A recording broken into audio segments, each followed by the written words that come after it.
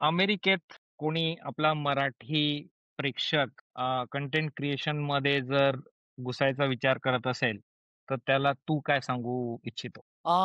3 महत्त्वाच्या गोष्टी ज्यातल्या 2 आपण कायम बोलतो. एक म्हणजे एक्स्ट्रीमली कन्सिस्टंट राहा. आणि नंतर बी रिअल म्हणजे जे तुम्हाला जे बनवायचंय, तुम्हाला ॲक्चुअली जे बनवायचंय तेच बनवा. ट्रेंड्सवर लक्ष ठेवलं पाहिजे आणि ट्रेंड्स या आपण म्हणूयात की त्याच्यावर आपण ती ती लाट आपण अंगावर घेतली पाहिजे किंवा त्यावर सर्फ केलं पाहिजे हे खरं आहे. पण trend doesn't define your content. जे ट्रेंडिंग आहे तेच तुम्हाला जमेल आणि तेच तुम्ही केलं पाहिजे असं नाहीये. त्याच्यातनं तुम्हाला आयबॉल्स मिळू शकतात, फॉलोइंग नाही मिळत. हं. तुम्हाला फॉलोइंग तुम्ही जसे आहात त्याच्यासाठीच मिळेल. त्यामुळे एक म्हणजे कन्सिस्टंट, दुसरं म्हणजे ट्रेंड की बी रिअल, बी यू आणि तिसरं आणि सगळ्यात महत्त्वाचं गोष्ट म्हणजे हा न्यूनगंड मनातनं काढून टाका, की मराठी ही काही छोटी भाषा आहे. 100 मिलियन म्हणजे ही और खूप क्या लोक मैं क्या 10 कोटी लोकं हे 3-3, 4-4 देशाचं पॉप्युलेशन आहे. हो. तर खूप लोकं आहेत. त्यामुळे तो मार्केटचा साईज खूप मोठा आहे. जर का तुम्हाला मराठीतच कम्फर्टेबल वाटत असेल, तर मराठीतच बोला. काही प्रॉब्लेम नाही. जर तुम्ही बायलिंग्वल असाल, म्हणजे मी भरपूर मराठी इंग्लिश मिक्स करतो. तर मग तसं बोला. बी तर ते पुन्हा दुसऱ्या गोष्टीशीच ते जोडलेलं आहे, की तुम्ही जसे आहात तसे.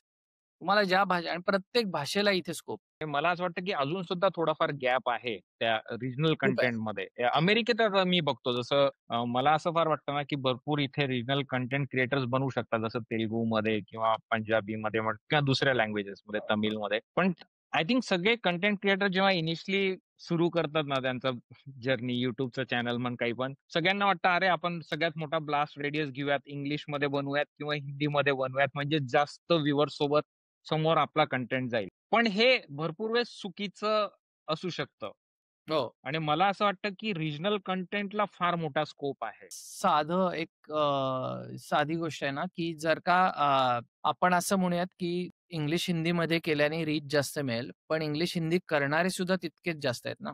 त्यामुळे तुमची हां. कॉम्पिटिशनही तितकीच वाढते. तुम्हाला तुमच्या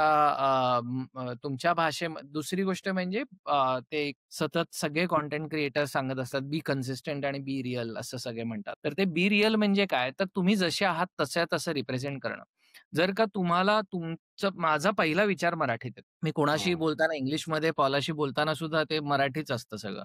फक्त त्याला आता म्हणजे शब्दसंपदा मिळाली त्याच्यामुळे थोडंसं तिला कळायला तरी लागलंय.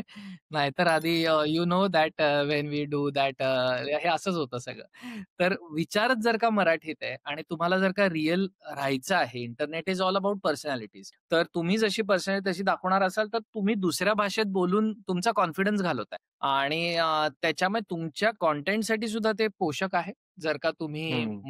तुमच्या मातृभाषेत आणि मातृभाषेत म्हणजे मी परत प्रमाण मराठी किंवा हे मराठी, ते मराठी पण नाही बोलत. तुम्ही ज्या आता माझी सगळ्यात आता मी मगाशी आपला एक ऑफलाईन गप्पा चालू असताना मी सांगत होतो, की स्टँड-अप कॉमेडीमध्ये आता एक सौरभ भोसले म्हणून मुलगा आहे. त्यांनी परवा बॅक टू बॅक 3,500 सीटरचे 2 शोज म्हणजे 7,000 तिकीटं विकली त्यांनी स्टँड-अप कॉमेडीला. आता हा फुल गावाकडच्या भाषेत करतो आणि वेड्यासारखं त्याला पॉप्युलॅरिटी आहे. केव्हा आमची एक कॉमिक आहे नेहा ठोंबरे म्हणून.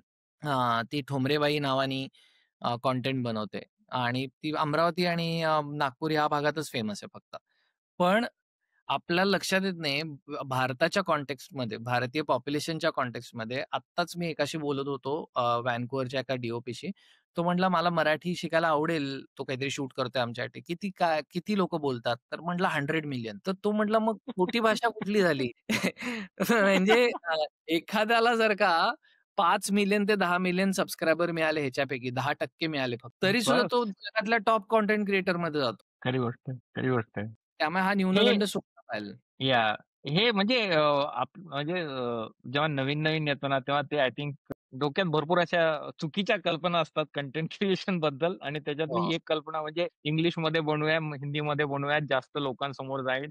तू म्हटला तसं ॲब्सोल्युटली कम्फर्ट आणि तुम्ही तुम्ही fake you cannot fake it, right? बरोबर. तुम्ही जेवढं नॅचरल आणि लोकांना कळतं ऑडियन्स इज व्हेरी स्मार्ट. ते हो, पकडतात ते.